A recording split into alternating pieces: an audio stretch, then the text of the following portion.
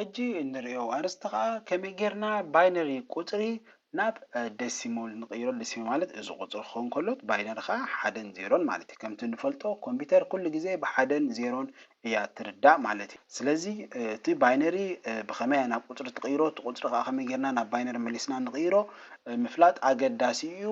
ብሕልፊ ኣብዚ ናይ ኔትወርኪንግ ፊልድ ማለት እዩ ድሓር ፀኒሕና ብትምህርቲ ንሪኦ ኣሎ ሳብኔትን ቪኤልኤስኤም ዝበሃል ካልኩሌሽን ኣሎ።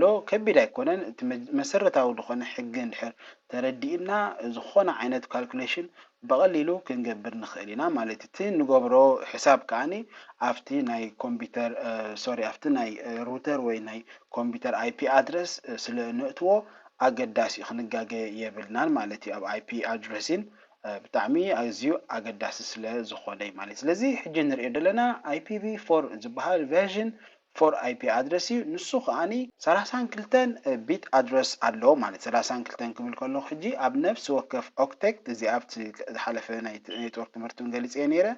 ኣብዚ ካብዚኣ ነጥብ ደላ እዚኣ ሓንቲ ግሩፕ ማለት እዩ ዝጉጅለ ማለት እዩ ግሩፕ ኣርባዕተ ተመዓቂሉ ከም ንሪኦ ዘለና ማለት እዩ።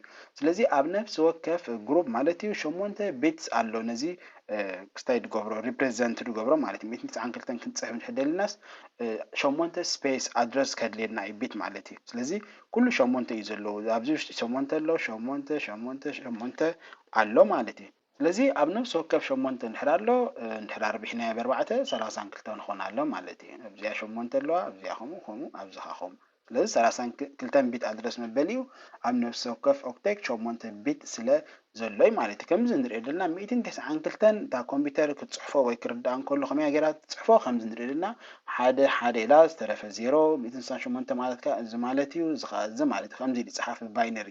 ስለዚ ከመይ ጌርና ኢና ከምዚ ንፅሕፍ ኢና ክንርኢ ማለት እዩ። ሓደ ባይነሪ ንኣብነት እዚ 100 ንሪኦ ዘለና ከመይ ጌርና ናብ ወዲሰብ ክርድኦ ዝኽእል ቁፅሪ ዓይነት ንቕይሮ ኢና ክንርኢ ማለት እዩ። ባይነሪ ኩሉ ግዜ ቤዝ 2 እዩ ዝበሃል ስሙ ምክንያቱ ክልተ ዓይነት ቁፅሪ ጥራሕ እንደለዋ ኣብዚኣ ማለት እዩ። ወይ ሓደያ ወይ ዜሮ ማለት እዩ። ወይ ኦን ወይ ኦፍ ማለት ይበሃል ማለት ኦን እንተኮይኑ ሓደ ኦፍ ከዓ ዜሮ ማለት እዩ። ስለዚ ኮምፒተር በዚ እያ ትርድኦ። እዚ እውን ገሊፀ ነይረ ኣብቲ ዝሓለፈ ናይ ኔትወርክ ትምህርቲ።